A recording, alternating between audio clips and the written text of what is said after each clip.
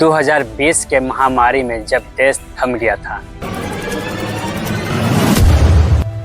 1990 में लालू प्रसाद यादव आए सामाजिक न्याय के नारे लेकर, 2005 में नीतीश कुमार आए विकास और सुशासन के वादे के साथ, 2025 सवाल अब भी वही, 30 साल बाद भी बिहार वही क्यों? भारत के दिल में बसा है बिहार, जिसकी आबादी 13 करोड़ से ज़्यादा है, कुल 38 जिले और 244 विधानसभा सीटें।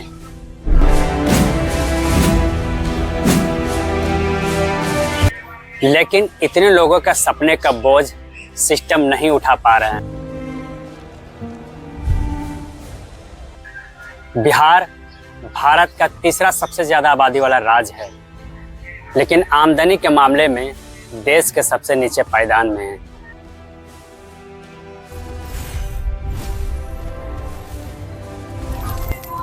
पर आबादी बढ़ी पर आमदनी घट गई। इस बार मैदान में JDU, RJD, Congress, BJP, Bhajpa, VIP, हम, एमआईएम, अवैसी की पार्टी, हर पार्टी अपने वोट बैंक के हिसाब से सीटें बांट रही हैं, जैसा समाज नहीं कोई सियासी बाजार हो। बिहार का प्रति व्यक्ति आय 54,000 सालाना है, जबकि भारत का औसत है 1.7 लाख। यानी एक बिहारी आदमी के पास इतना भी पैसा नहीं है जितना दिल्ली वाले को एक महीने का खर्च है। नीति आयोग के मुताबिक बिहार देश का सबसे गरीब राज्य है, जहां 33% से ज़्यादा लोग गरीबी रेखा के नीचे हैं। हर 3 में से एक बिहारी भूख, कर्ज या पलायन में जी रहा है। बेरोजगारी, CMIE के आंकड़ों कहते हैं लगभग 15%, मतलब नौकरी कम जुगाड़ ज़्यादा। बिहार का सबसे बड़ा एक्सपोर्ट है मजदूर।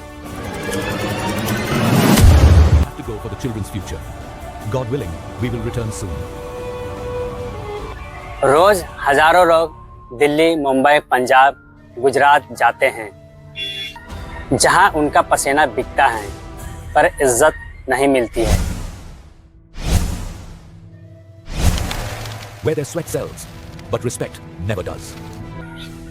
2011 जनगणना के अनुसार 80 लाख बिहारी अपने घर छोड़ चुके हैं और 3 करोड़ से ज़्यादा लोग माइग्रेट करते हैं रोजगार के लिए, मजदूरी के लिए। मतलब हर साल एक पूरा पटना बिहार से निकल जाता है। God willing, we will return soon. और भ्रष्टाचार, ट्रांसपेरेंसी इंडेक्स के मुताबिक बिहार देश के टॉप 5 भ्रष्ट राज्यों में है। यहाँ फाइलें नहीं चलती, चलवाई जाती हैं। जब बिहार के गांव के खेतों सूख जाते हैं तो शहर के ट्रेनें बिहार के मजदूरों से भर जाते हैं। 2020 के महामारी में जब देश थम गया था, तब बिहार नहीं थमा।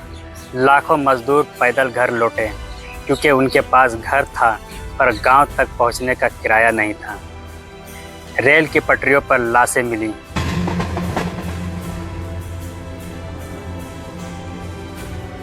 पर किसी ने नहीं पूछा ये कौन थे।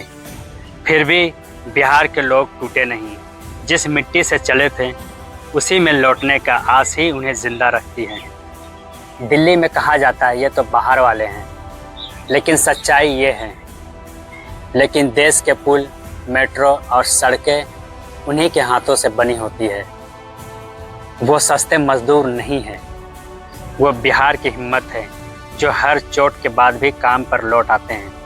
हर चुनाव में नेता रोजगार का वादा करते हैं, पर अगली ट्रेन फिर से भर कर निकलती है।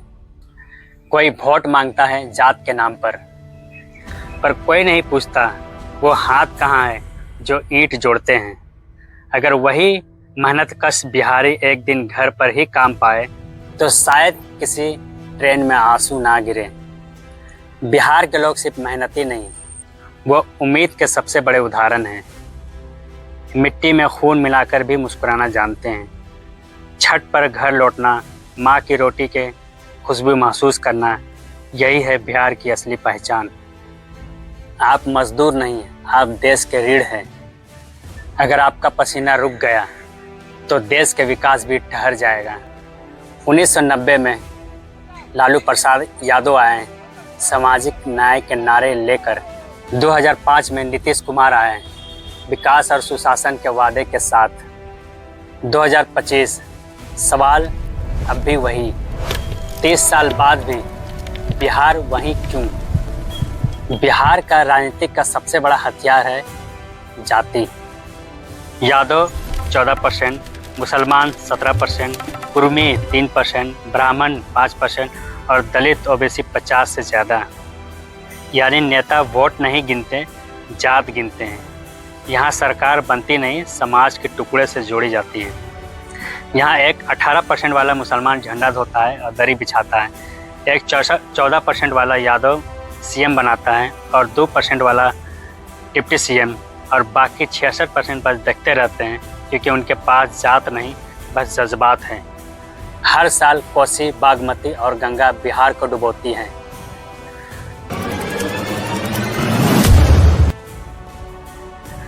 पर कोई नेता इन नदियों को रोक नहीं पाता। हर साल लाखों मजदूर पलायन करते हैं, पर कोई नेता उन्हें रोकना नहीं चाहता। क्योंकि अगर बिहार बदल गया तो वोट किस नाम पे मिलेगा? सवाल ये नहीं कि 2025 में कौन जीतेगा, सवाल ये है कि बिहार कब जीतेगा।